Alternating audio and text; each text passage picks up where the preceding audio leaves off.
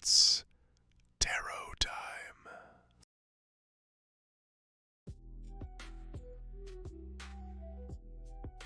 Tonight, Seeker, we walk behind the stone walls of a Victorian garden, a place where roses climb higher than the whispers of society and silence grows thick as ivy. But solitude, no matter how carefully tended, always holds a question. Is it freedom or simply another kind of cage? Lady Evelyn Whitcomb was not yet 42, but the years had carved her into marble, her hair pinned in perfect coils, her hands gloved, even as she gardened. The widow of a man taken suddenly by fever, she had been left with land, coin, and scandal. For when the gossips could not devour her husband, they turned their teeth upon her. They said she was too proud, too cold, too clever with her accounts. So she built her fortress of roses, shutting the gate against the world.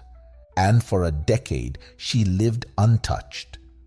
The roses will not betray me. The vines do not whisper.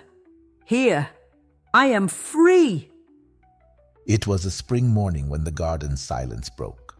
Gravel crunched under footsteps, not the soft tread of her servants, but something heavier, halting. Evelyn looked up from her pruning shears.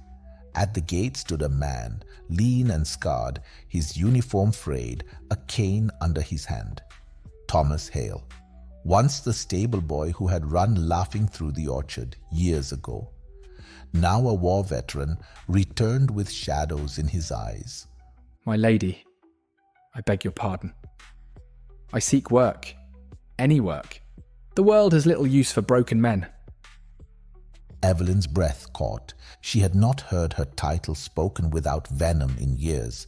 She saw the tremor in his hand, the scar beneath his collar, the desperation he tried to bury. The old Evelyn, the one who had once pressed bread into the hands of hungry servants when no one watched, stirred beneath her armor. But the widow Evelyn, cold and untouchable, whispered caution. She asked his name, though she remembered it well. He bowed stiffly, and when she said there was little need for help in her quiet household, his jaw tightened. I thought, perhaps you would remember. You once offered me bread when others turned me away. That kindness has lived with me all these years. His words pierced her like thorns, for Evelyn had forgotten kindness. She had survived by pruning it away. That evening, as the falcon wheeled above the garden walls, she wondered, had she mistaken solitude for strength? Had her roses become bars of iron? Days passed. Still Thomas lingered in the village. Neighbors began to whisper, just as they had before. At the bakery, she heard her name hissed like steam. At church, pews shifted subtly away. Children stared at her carriage and were pulled aside by their mothers. Even those who once smiled at her now dropped their gaze. The weight of it pressed heavier than any silence. Her solitude had been chosen once, but now it was being enforced. And then a letter arrived, folded neat as poison. Do not shame yourself again, Lady Whitcomb. Dismiss the vagrant soldier.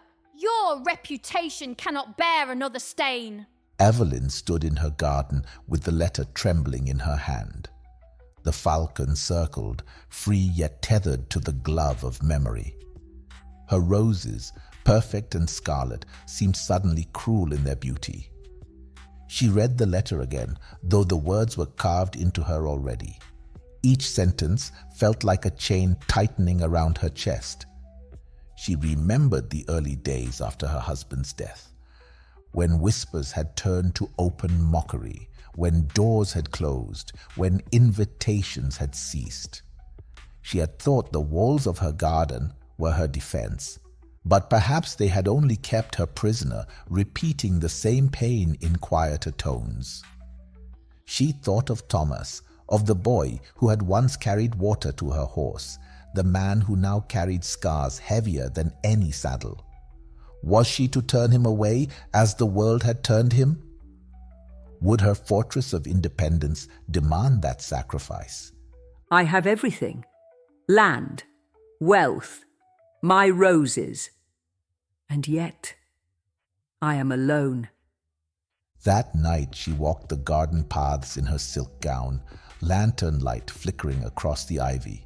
The air smelled of earth and ash, and in her chest something long buried clawed to be free. At the gate she found Thomas waiting, cap in his hand, ready to leave. I will trouble you no more, my lady. Forgive me for stepping where I do not belong. His voice was steady, but she heard the hollow beneath it.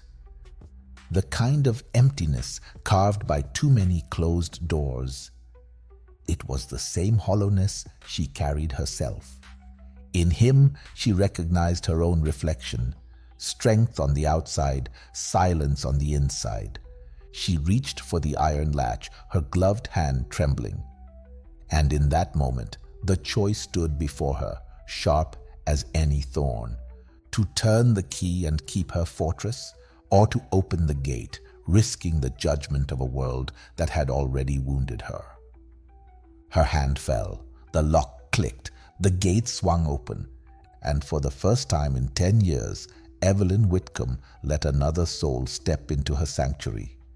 Seeker, this is the 9 of Pentacles, a card of independence, of mastery, of a life well cultivated.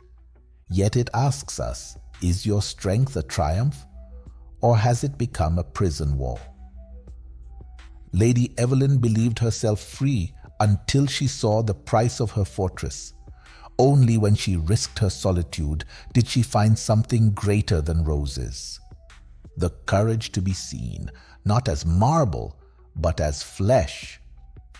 So I ask you, in your own garden, have you built a sanctuary? Or a cage